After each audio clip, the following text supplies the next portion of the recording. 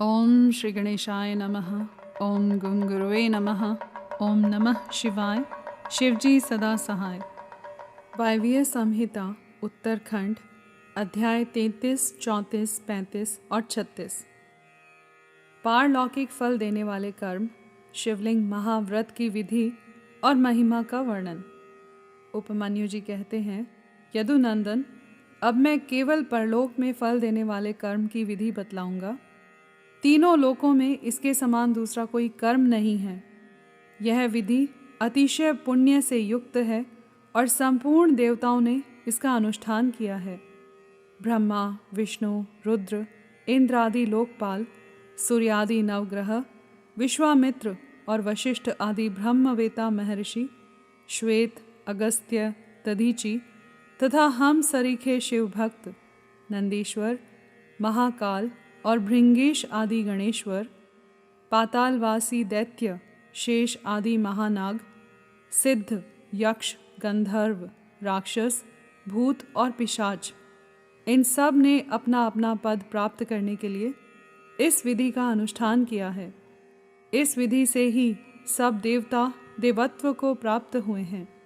इस विधि से ब्रह्मा को ब्रह्मत्व की, विष्णु को विष्णुत्व की, रुद्र को रुद्रत्व की, इंद्र को इंद्रत्व की और गणेश जी को गणेशत्व की प्राप्ति हुई है। श्वेत चंदन युक्त जल से लिंग स्वरूप शिव और शिवा को स्नान कराकर प्रफुल्ल श्वेत कमलों द्वारा उनका पूजन करें। फिर उनके चरणों में प्रणाम करके वहीं लिपि पुती भूमि पर सुंदर शुभ लक्षण पद्मासन बनवा कर रखें। धन हो तो अपनी शक्ति के अनुसार सोने या रत्न आदि का पद्मासन बनवाना चाहिए। कमल के केसरों के मध्य भाग में अंगुष्ठ के बराबर छोटे से सुंदर शिवलिंग की स्थापना करें। वह सर्वगंधमय और सुंदर होना चाहिए। उसे दक्षिण भाग में स्थापित करके बिल्व पत्रों द्वारा उसकी पूजा करें। फिर उसके दक्षिण भाग में अगुरु, पश्चिम भाग में मैनसिल, उत्तर भाग में चंदन और पूर्व भाग में हरिताल चढ़ाएं। फिर सुंदर सुगंधित विचित्र पुष्पों द्वारा पूजा करें। सब ओर काले अगुरु और गुग्गुल की धूप दें। अत्यंत महीन और निर्मल वस्त्र निवेदन करें। घृत मिश्रित खीर का भोग लगाएं। घी के दीपक जलाकर रखें। मंत्रोच्चारण पूर्वक सब कुछ चढ़ाकर परिक्रमा करें। भक्ति भाव से देवेश्वर शिव को प्रणाम करके उनकी स्तुति करें और अंत में त्रुटियों के लिए क्षमा प्रार्थना करें। तत्पश्चात शिव पंचाक्षर मंत्र से संपूर्ण उपहारों सहित वह शिवलिंग शिव को समर्पित करें और स्वयं दक्षिणामूर्ति का आश्रय लें। जो इस प्रकार पंचगंधमय शुभलिंग की नित्य अर्चना करता है वह सब पापों से मुक्त हो शिवलोक में प्रतिष्ठित होता है। यह शिवलिंग महाव्रत सब व्रतों में उत्तम और गोपनीय है।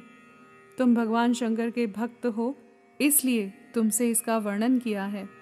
जिस किसी को इसका उपदेश नहीं करना चाहिए, केवल शिव भक्तों को ही इसका उपदेश देना चाहिए। प्राचीन काल में भगवान शिव ने ही इस व्रत का उपदेश दिया था। तदंतर लिंग की कारण रूपता तथा लिंग प्रतिष्ठा एवं पूजा की व्याख्या करके उपमन्यु जी ने कहा, यदुनंदन, यदि कोई स्थापित शिवलिंग न मिले तो शिव के स्थानभूत जल, अग्नि, सूर्य तथा आकाश में भगवान शिव का पूजन करना चाहिए। यहाँ पर अध्याय 33 से लेकर 36 तक समाप्त हुए। कर्पूर गौरम करुणावतारम संसार सारम भुजगेंद्रहारम सदा वसंतम हृदयारविंदे भवम भवानी सहितम नमामि।